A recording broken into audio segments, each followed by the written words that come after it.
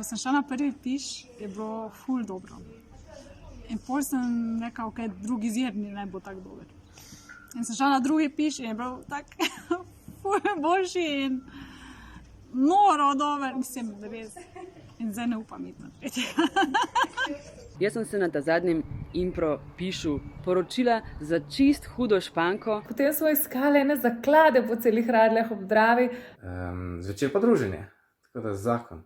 Tudi hrana je ful dobra, tako da res super način za preživeti aktiven dopust. Pa seveda zadnji večer, ko smo igrali Godfatherja, ki je bil tak impro night. Ne bod piš me pa pojď ne piš, kapiš. Še zmeri sva poročene in ahora aprendido español. In tam se je rodilo tudi eno zelo, zelo dobro prijateljstvo. Na pišu mi je bilo zelo všeč, zato bom šel sigurno še enkrat.